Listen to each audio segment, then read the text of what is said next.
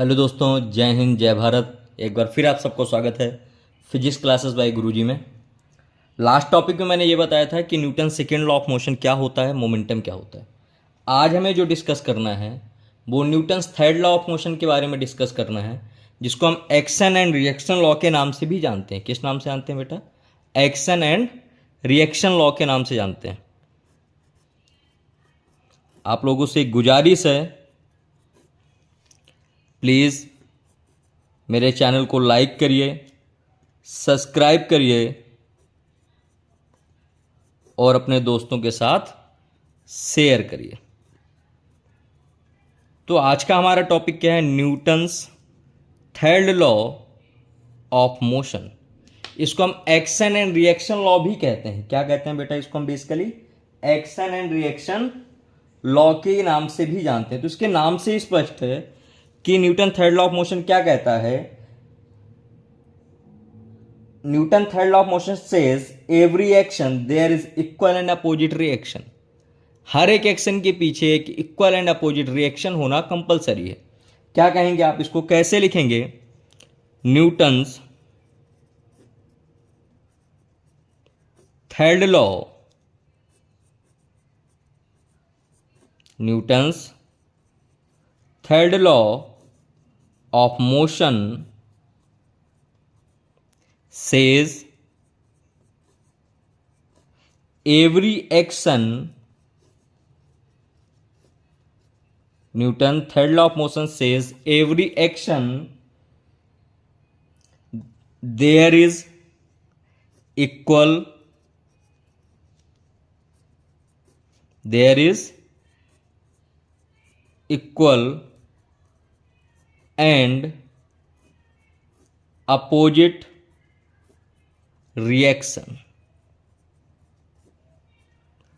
क्या कहता है ये? Every action has equal and opposite action. Simple सी बात है, आप जब किसी बॉल को दीवार पर मारते हो तो बॉल उसी फोर्स के साथ आपके पास वापस आती है ना। आपने एक फोर्स लगाया, दीवार ने एक फोर्स लगाया। जब आपने फोर्स लगाया तब वो दीवार पर टकराई, जब वापस आई तो दीवार ने फोर्स लगाया। तो every action has a equal and opposite reaction. यहां से हमारे लॉ ऑफ मोशन खत्म होते हैं। 3 लॉ ऑफ मोशन थे, first law of motion, second law of motion and third law of motion. First law of motion क्या था? Law of inertia. Second law of motion law of momentum. Third law of motion law of action या action and reaction law के नाम से भी हम इसको जानते हैं। नेक्स्ट जो हमारा लॉ है, जो हमें इसे पढ़ना है, इसको बोलते हैं law of conservation of momentum. क्या कहते हैं इसको? Law of conservation of momentum. Next क्या है हमारा topic? Law of conservation of momentum.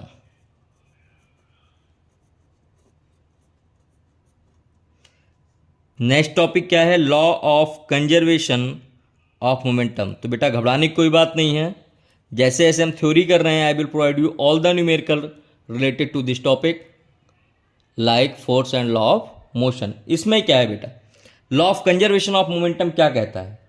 According to law of conservation of momentum, if there is no force acting on a system the momentum of the system remain unchange. मतलब अगर किसी system पे कोई force नहीं लग रहा है तो उसका जो मोमेंटम है वह अनचेंज रहेगा, यानी कि परिवर्तित नहीं होगा। तो कैसे डिफाइन करोगे? According to law of conservation, according to law of conservation of momentum. किसके बारे में पढ़ रहे हैं हम? कंजर्वेशन ऑफ मोमेंटम लॉ के बारे में पढ़ रहे हैं। क्या कहता है ये? If there is no force acting, if there is no force acting on a system, किसी भी सिस्टम पे कोई फोर्स नहीं लग रहा है, तो the momentum of the system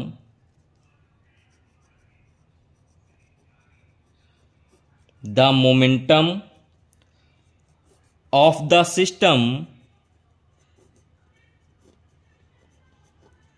remain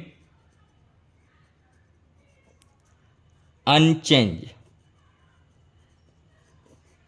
यार इस लॉ से एक चीज और समझ रहे हो कि किसी भी बॉडी का अगर मोमेंटम चेंज करना है तो फोर्स कंपलसरी है। ये law of conservation of momentum बता रहा है, बड़े ध्यान से समझना। If there is no force acting on a system, अगर किसी सिस्टम पे कोई फोर्स नहीं एक्ट कर रहा तो system, the momentum of the system is remain unchange. क्या होगा? The momentum of the system remain unchange. अगर फोर्स नहीं लग रहा तो मोमेंटम कैसा होगा? अनचेंज होगा। क्लियर है? नहीं हो तो मुझे कमेंट करके बताना।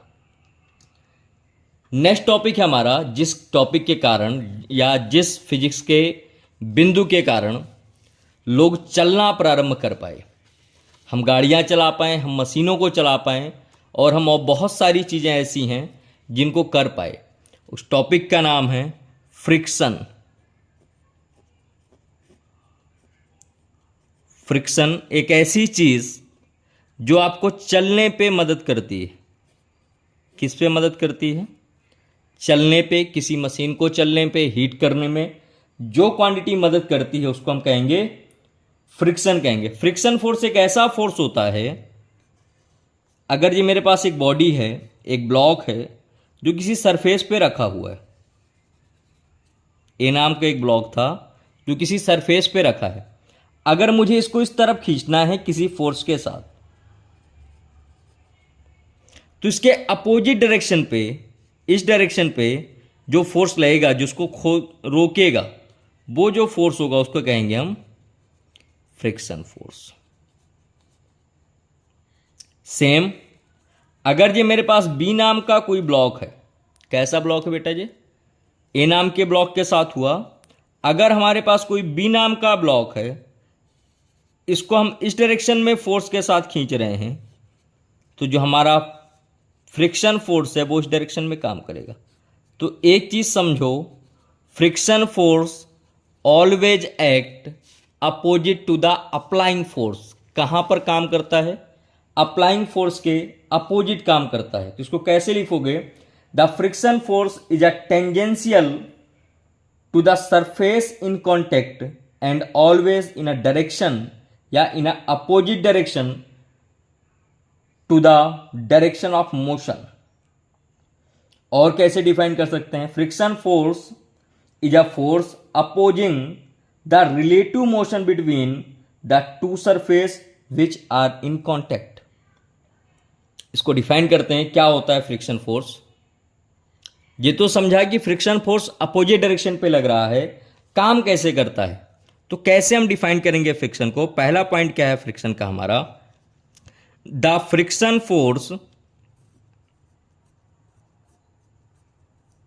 या the frictional force is tangential. कैसा फोर्स है ये? टेंजेंशियल टू द सरफेस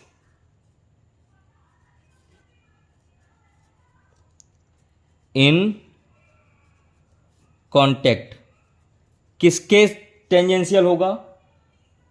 जो सरफेस कॉन्टेक्ट में होगी उसके टेंजेंशियल होगा। And always in a direction, और क्या होगा? And always in a direction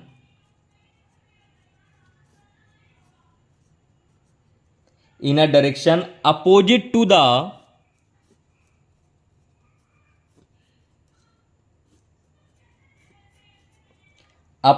the direction of motion।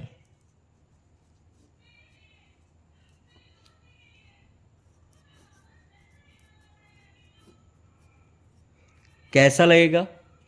Direction of motion के अपोजिट डायरेक्शन में लगेगा।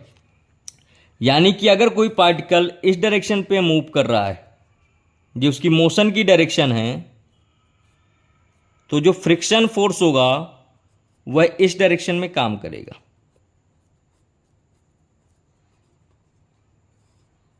तो friction force is always opposite to the direction of motion. Next point क्या है और कैसा लग रहा है? तो हमने पहले ही जब डायग्राम बनाए थे तो हमने ये बताया था कि फ्रिक्शन फोर्स एक्टिंग फोर्स के भी अपोजिट डायरेक्शन में लगता है। कैसा एक्टिंग फोर्स? जो दो सरफेस के बीच में रिलेटिव मोशन प्रेजेंट करे या उत्पन्न करे। तो क्या लिखोगे इसको?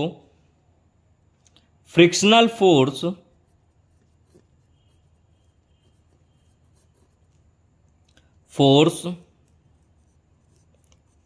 Is a force. Friction force कैसा है? एक ऐसा force opposing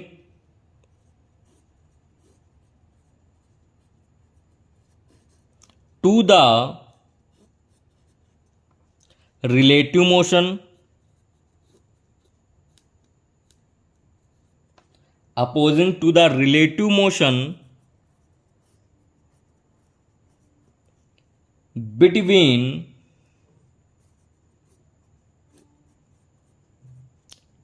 two surface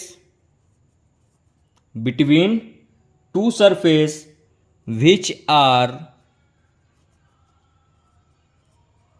in contact।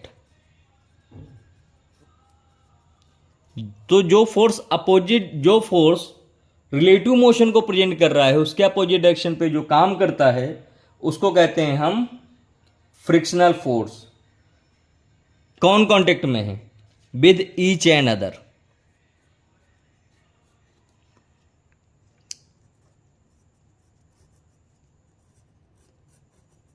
Clear है यहां तक? डेफिनेशन समझ में आई? अपोजिट फोर्स होता है, मोशन के अपोजिट लगता है और रिलेटिव मोशन के अपोजिट लगता है। तो आज हमने पढ़ा कंजर्वेशन ऑफ मोमेंटम क्या होता है, थर्ड लॉ पढ़ा और फ्रिक्शन के बारे में पढ़ा। कल हम पढ़ेंगे फ्रिक्शन को रिड्यूस कैसे कर सकते हैं, फ्रिक्शन के डिसएडवांटेज क्या हैं और इसके क्या क्या एप्लीकेशन है। तब तक के लिए मेरे प्यारे दोस्तों, जय हिंद जय भारत। आपसे गुजारिश है कृपया कर इस चैनल को लाइक करिए, शेयर करिए और सब्सक्राइब करिए। Thank you very much.